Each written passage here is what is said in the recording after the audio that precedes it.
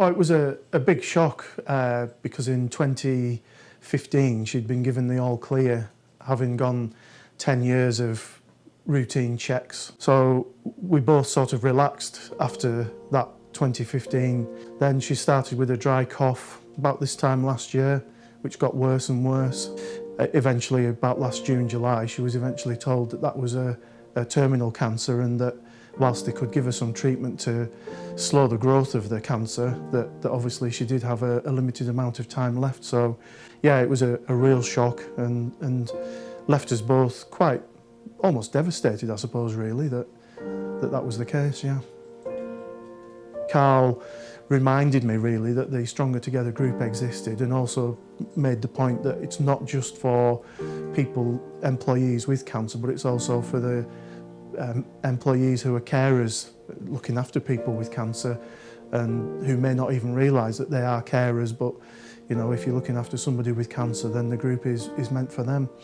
So we went along to a meeting, and right from the very first session at that meeting, she was absolutely delighted with it. She thought it was a really, really good group. Really, she got on very well with all the people, and yeah, she just thought it was a really, really good service.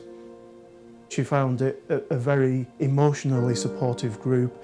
She was able to open up to the group and talk about her feelings and her condition, and the fact that it was a terminal condition.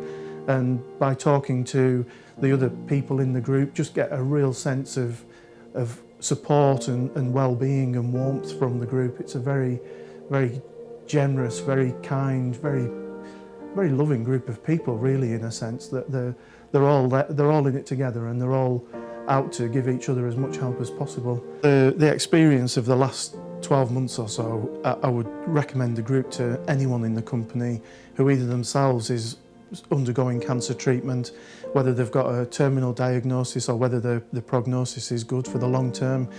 The practical support that they'll get is just fantastic.